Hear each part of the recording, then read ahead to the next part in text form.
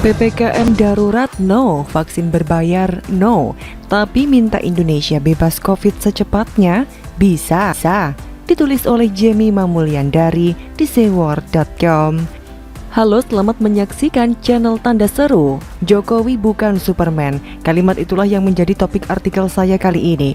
Jika dulu saat dikaitkan dengan Pilpres saya begitu iba dengan keberadaan Jokowi yang terus-menerus diserang caci maki, hujatan, hinaan bahkan fitnahan yang bertubi-tubi dari para rival politik dan juga para pembenci Jokowi dalam kasus menghadapi pandemi COVID-19 ini. Lagi-lagi saya jatuh iba pada Jokowi.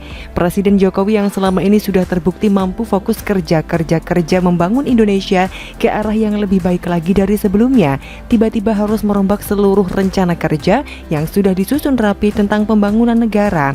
Rencana pembangunan ibu kota baru tertunda, proyek puluhan triliun di Indonesia juga banyak yang tertunda, dan masih banyak hal lainnya jadi di luar rencana semula akibat terimbas virus corona yang melanda dunia, termasuk Indonesia. Saat semua rencana yang sudah disusun rapi ini ambyar di depan mata, jelas membawa kekecewaan tersendiri bagi Jokowi yang sudah memasuki periode kedua selaku masa terakhir pemerintahannya sebagai kepala tertinggi negara. Kesempatan terakhir Jokowi mengukir prestasi, membangun negara jadi tertunda semuanya, sementara waktu terus berjalan tak bisa diulang. Menyedihkan sekali tentunya, tapi ternyata tak cukup sampai di situ. Tenaga, pikiran bahkan emosi dan perasaan Jokowi sebagai bapak bangsa ikut terkuras saat melihat satu persatu anak-anak bangsanya gugur meninggal dunia akibat COVID yang sampai sekarang masih tinggi di negara kita. Semuanya terlihat dari raut wajah lelah Jokowi yang bisa kita saksikan bersama dalam tayangan televisi maupun video yang beredar di medsos. Jelas tergambar ada beban dan kesedihan sana. I feel you Pak Jokowi. Padahal sebenarnya terkait COVID tak ada satu negara di dunia ini yang siap menghadapinya. Begitu juga dengan semua kepala negara yang ada termasuk Jokowi. Satupun dari kita tak ada yang punya pengalaman saat diperhadapkan pada virus COVID yang menjengkelkan, jahat dan menyebalkan ini. Kenapa saya katakan COVID ini jahat?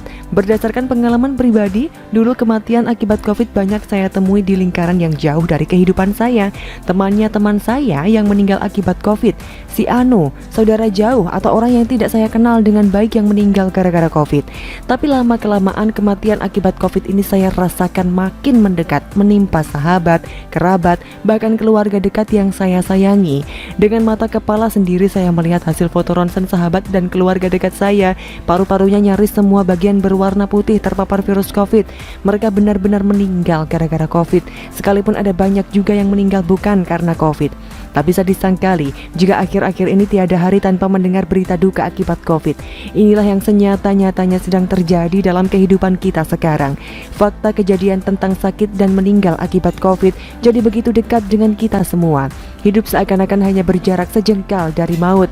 Dari sinilah saya jadi heran seheran-herannya pada masyarakat yang merasa hidupnya paling menderita terimbas pandemi. Padahal sudah nyata-nyata wabah corona ini menimpa dan menyusahkan seluruh lapisan masyarakat tanpa terkecuali. Sekalipun tak bisa dipungkiri, ada juga pihak-pihak yang mengambil keuntungan sebanyak-banyaknya dengan cara yang tidak pada tempatnya dari pandemi ini.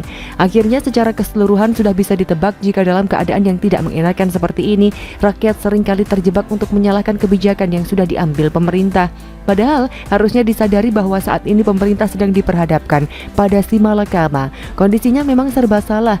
Apapun kebijakan yang diambil pemerintah pasti menyebabkan hal yang tidak mengenakan. Itulah buah si malakama. Dimakan salah, tak dimakan juga salah. Padahal jika kita mau berusaha memahami sedikit saja tentang kebijakan si malakama yang diambil pemerintah, sebetulnya kita bisa melihat ada kebaikan yang ditujukan bagi kita seluruh rakyat Indonesia. Sayangnya, kita sudah keburu sumpek bahkan emosi menanggapinya.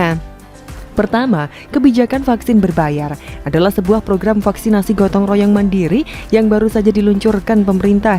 Kebijakan vaksin berbayar yang rencananya disalurkan melalui Kimia Farma ini diambil pemerintah untuk memperluas program vaksinasi gotong royong yang telah ada. Sayangnya, program ini harus terhenti tanpa sempat bergulir. Keputusan penghentian ini keluar setelah muncul banyak reaksi pihak yang kontra terhadap kebijakan vaksin berbayar untuk individu yang dianggap sebagai komersialisasi yang mestinya bisa masyarakat dapatkan secara gratis.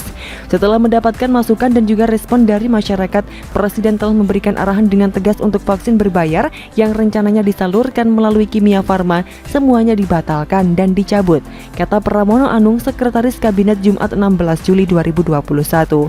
Saat merenungkannya, saya jadi menyayangkan kejadian ini. Begini penjelasannya, vaksin berbayar jelas bukan paksaan. Itu artinya siapa yang mau dan siapa yang mampu silakan beli dengan keputusannya sendiri.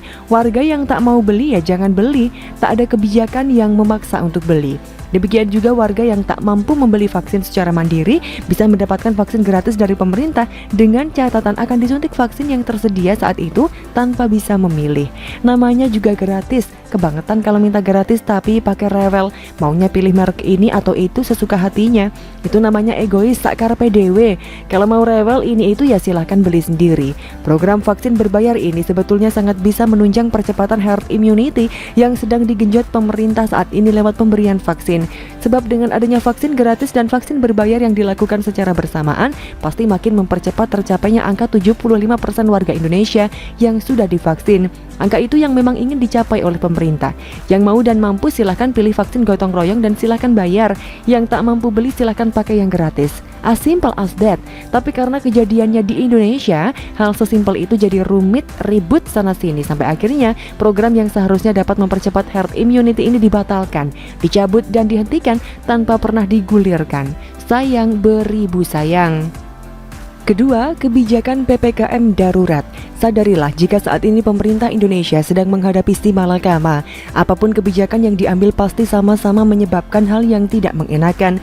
Tapi cobalah untuk mengerti, jika seseorang sakit apalagi meninggal, kondisinya sudah jelas tak bisa bekerja mencari nafkah.